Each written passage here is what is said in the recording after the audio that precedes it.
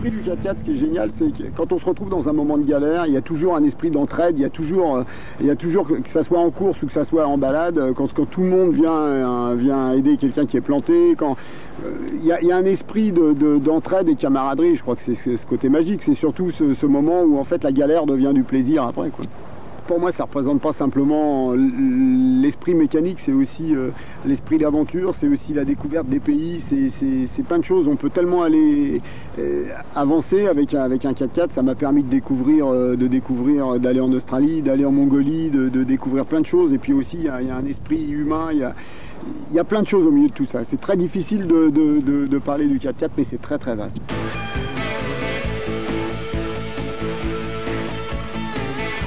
Paris-Moscou-Pékin en 95, on a eu un problème technique, on est resté en train de bricoler pendant 1 heure et à ce moment-là on avait vraiment l'impression que la course était terminée et malgré ça on a réussi à repartir et on a gagné la course, donc ça c'est un grand moment, c'est un moment magique. Un des moments difficiles, probablement des plus difficiles du Dakar, ça a été ces traversées de dunes en Mauritanie. On a fait 50 km en 24 heures, on s'est planté des dizaines de fois, il a fallu sortir les plaques, la pelle, mais c'est vrai que ça a été très difficile, mais maintenant avec le temps, avec un peu de recul, ça devient vraiment un bon souvenir quand même. Mon plus fort souvenir du Dakar, c'est difficile, il y en a tellement, mais je crois quand même que cette année, c'est quand on arrive au bout du lac Rose, qu'on voit la ligne d'arrivée, c'est vraiment un grand moment d'émotion, parce qu'après 15 jours de lutte, de joie, de peine, passer la ligne d'arrivée en vainqueur, comme ça, c'est quelque chose vraiment d'émouvant, et c'est vrai qu'on fait le plein de sensations. Et le 4x4, pour moi, c'est avant tout une passion. Et à travers ce programme, je me propose de vous la faire découvrir à travers ce B.A.B.A. et j'espère que vous aurez envie avec moi de venir plus loin. Bon, allez, on y va maintenant.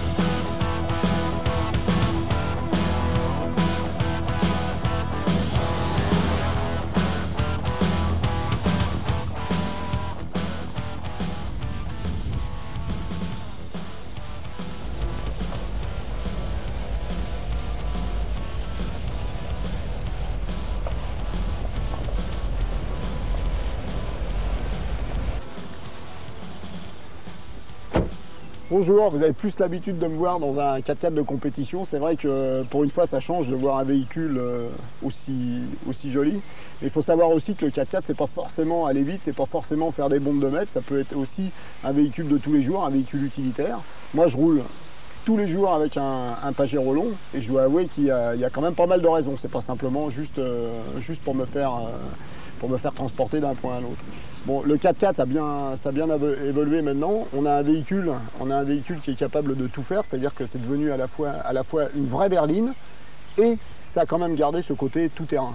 Donc ce qui est important, c'est vraiment de savoir l'utiliser parce qu'on a tendance un petit peu à considérer ça comme une voiture de tous les jours et ça offre tellement de possibilités qu'en fait c'est très difficile de connaître et d'utiliser. On est en présence de 3 véhicules qui sont à la fois différents puis à la fois similaires, c'est-à-dire que ça c'est un Pajero long, c'est un châssis long, donc on retrouve un petit peu toute cette gamme, c'est-à-dire que comme on voit, il y a 4 portes, 7 places, c'est à la fois, on pourrait dire, un monospace, à la fois une grosse berline, mais ça reste aussi un vrai tout-terrain, et contrairement à ce qu'on peut croire, c'est capable de faire de très belles choses en tout-terrain. On vous fera voir ça un petit peu plus loin. Là, on a exactement la même motorisation, c'est-à-dire c'est 2,8 litres turbo diesel, c'est ce qu'on retrouve en majorité au niveau motorisation. Et là, on a la même chose, exactement, c'est identique, sauf que c'est un châssis court, c'est-à-dire 5 places, 2 portes. Et c'est le véhicule, je dirais, un petit peu plus petit. Ça a des avantages un petit peu en tout-terrain, c'est un petit peu plus facile à manier. Mais bon, je dirais que les capacités de franchissement sont à peu près identiques. Hein. Là, on a ce qu'on appelle un utilitaire, enfin... Au départ, c'était un utilitaire, mais c'est devenu tellement sophistiqué, tellement joli, qu'en fait, on pourrait très bien considérer que c'est aussi une berline de tous les jours. D'ailleurs, moi, j'adore rouler avec la benne. C'est entre le pick-up américain et la vraie berline. Bon, alors, le secret, il est là. Voilà. le moteur. Alors là, regardez, c'est quand même assez joli. Là, c'est le moteur diesel. Donc en fait, vous avez le choix. Heureusement, vous n'avez pas 50 choix. Vous avez soit le moteur diesel, 2,8 litres turbo, c'est-à-dire, regardez, avec l'échangeur, ce qu'on appelle l'intercouleur, en fait, c'est ça. On refroidit l'air du moteur. Autrement, vous avez la possibilité aussi d'avoir le 3,5 litres essence. Bon, il faut savoir que c'est... En tout terrain, vous ferez la même chose. Essence ou diesel, c'est à peu près pareil. Bon, sur la route, il y a une différence surtout en vitesse de pointe, en accélération. Il faut savoir que ça va se payer par une consommation comme une berline, hein, ça va se payer en consommation d'essence. Bon, au niveau de la boîte de vitesse, deux solutions, boîte mécanique ou boîte automatique. Bon, c'est pareil, en tout terrain, il faut enlever l'idée reçue que les boîtes automatiques, c'est pas capable de faire du tout terrain parce que c'est pas vrai. En boîte automatique, on fait du tout terrain et on le fait très très bien. Il y a des petits inconvénients, mais la marge est tellement loin qu'en fait, si vous voulez vraiment utiliser votre véhicule avec une boîte automatique, il n'y a vraiment aucun problème. Bon, ça, c'est une boîte 5, autrement une boîte traditionnelle, une boîte très solide. Il faut savoir que sur le 4x4, tout est surdimensionné. Que ça soit le moteur, la boîte de vitesse, que ça soit tous les éléments, en fait, c'est tellement fait pour faire du tout-terrain.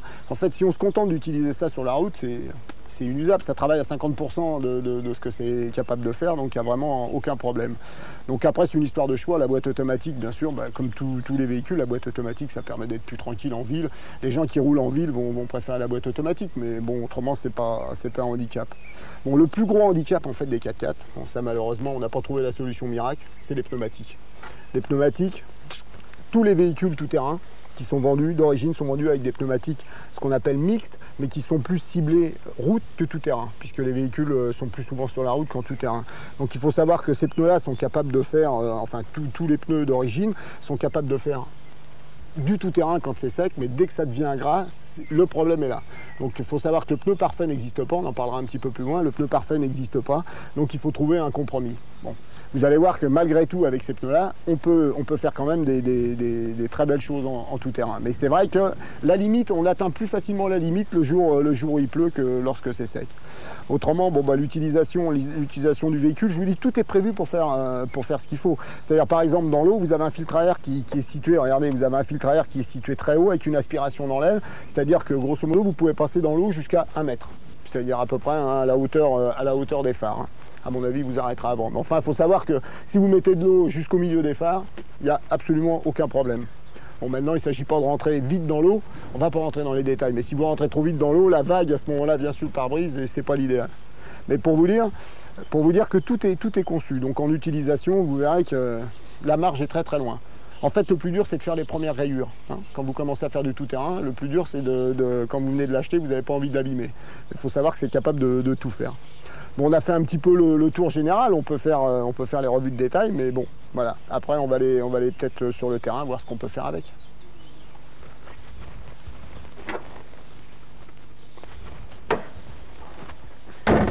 Vous êtes à bord, ambiance à bord. Bon, il n'y a pas, vous voyez que c'est pas dépaysant par rapport à une berline. Bon, quand on monte à bord, ce qui choque au départ, c'est la hauteur. C'est-à-dire que vous êtes beaucoup plus haut que dans une berline. Ça vous donne un sentiment je dirais pas de supériorité, mais vous avez l'impression de dominer déjà un petit peu. Et donc ça vous donne une meilleure visibilité. Vous voyez plus loin. Donc ça, c'est déjà pas mal. C'est un gros avantage. Bon, autrement, vous êtes assis assez haut et vous avez la chance, au niveau confort, d'avoir un siège suspendu. Hein, vous avez donc sur suspension réglable en fonction du poids. Hein. Bon, on n'aime pas. Certaines personnes préfèrent le bloquer pour faire du tout-terrain. C'est une histoire de choix. Hein. Bon, autrement, vous retrouvez tout le confort des berlines. Hein. Vous avez toute la sécurité, c'est-à-dire vous avez les 2 airbags, vous avez les glaces électriques, vous avez enfin tout ce qu'on peut trouver dans les berlines modernes, hein, bien sûr, avec bien sûr la solidité, le côté costaud en plus. Bon, le secret du 4x4, c'est pratiquement pareil sur tous les véhicules, c'est ce petit levier. Ce que tout le monde se pose comme question, c'est-à-dire ce deuxième levier de vitesse. Alors ça vous offre en fait plusieurs véhicules dans le même. C'est-à-dire que vous avez la possibilité 2 roues motrices, quand il fait beau, grand soleil, autoroute, 2 roues motrices. Position 4H, là vous passez en mode intégral, c'est-à-dire que là vous avez 4 roues motrices, vous pouvez rouler sur le sec, sur une route sinueuse, quand vous voulez, intégral ou permanent si vous préférez. Par sécurité, vous pouvez, bien sûr, dès qu'il pleut, mais même sur le sec, vous pouvez rouler en 4H. 4HLC, vous retombez dans un 4 roues motrices classique pour faire vraiment du tout-terrain.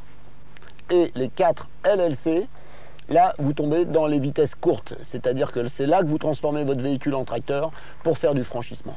Autrement, qu'est-ce qui choque quand on rentre? Moi, il n'y a plus grand-chose qui me choque, mais bon, ce qui surprend, c'est, voilà, là vous avez des manomètres, on se dit tiens, qu'est-ce que c'est que ça? Donc là, le principal en 4x4, c'est celui-ci. C'est-à-dire qu'en fait, c'est comme un avion, c'est l'inclinomètre. Ça vous donne un petit peu le niveau du véhicule et l'inclinaison de la pente. On verra tout à l'heure que ça peut avoir son utilité, hein. On navigue entre 30 et 35% d'inclinaison. Vous avez l'altimètre, bon, c'est quelque chose en plus, et vous avez là, ça c'est des essuie-glaces, on s'en sert comme sur une voiture, et là vous avez la température intérieure, voilà. Et bon, ah si, il y a encore une chose qui est miraculeuse, là ça on va pas le voir, mais on fera quelque chose après. Ça c'est aussi le petit bouton magique, c'est Monsieur Plus là. Vous avez le blocage de différentiel arrière. Alors ça paraît un petit peu compliqué comme terme, mais vous verrez que c'est très utile. Hein, donc ça on fera ça. Autrement voilà, vous avez l'intérieur traditionnel et utilisable.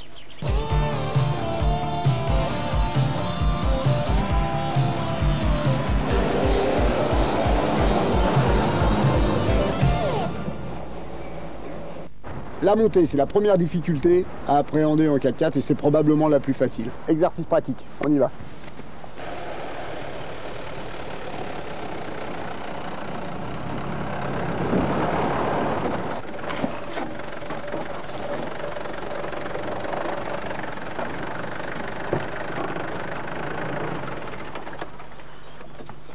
Et voyez, bon, on est redescendu, hein, on n'est pas monté jusqu'en haut. C'était juste une petite démonstration, c'est pour vous montrer l'angle d'attaque. Alors ce qu'on appelle l'angle d'attaque avec un véhicule tout-terrain, c'est l'angle en fait entre l'axe de la roue et l'inclinaison, ce qu'on appelle le porte-à-faux, en fait l'angle du pare-choc.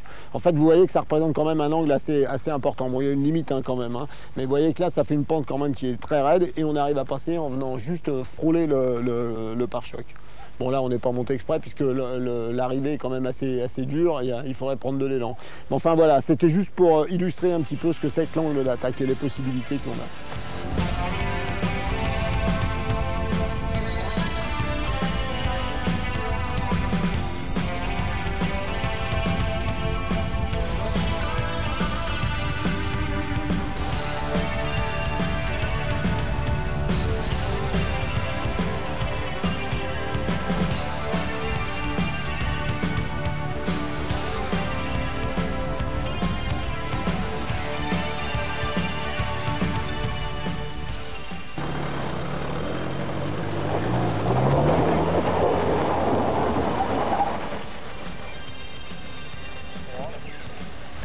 C'est pas toujours évident, ça vous paraît difficile une pente comme ça, mais malgré tout c'est un véhicule de série, il y a des pneus d'origine et ça monte quand même. Bon maintenant il y a quelques petits trucs quand même à savoir, c'est-à-dire là je suis monté en deuxième vitesse petite. C'est-à-dire qu'il faut prendre un minimum d'élan. Vous avez vu, je ne suis pas arrivé à fond dans la pente, mais j'ai accéléré un petit peu. En première, ça paraît logique de monter en première. Simplement, la pente est tellement forte, en fait, qu'on a du mal parce que les roues patinent. Donc j'ai mis la deuxième avec un tout petit poil d'élan. Et vous avez vu, ça monte tout seul. Donc, vous voyez que tout est faisable, en fait.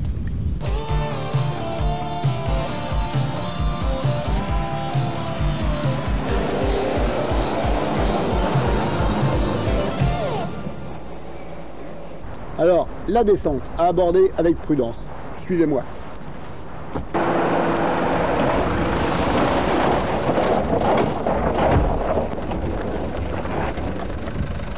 Alors voilà, alors ça en descente jamais. Là c'est justement la chose qu'il faut jamais faire, c'est-à-dire débrayer et tourner les roues. Vous voyez, on prend de l'élan et là vous risquez d'aller à la catastrophe, voire au tonneau. Donc faites très attention. C'est vraiment ce qu'il ne faut pas faire. C'est visuel, mais oubliez ça tout de suite. Maintenant, on va vous faire voir comment on doit descendre quand on n'arrive pas à monter une pente, comment on doit reculer, que ce soit en marche avant ou en marche arrière, comment on doit attaquer les choses correctement. Voilà.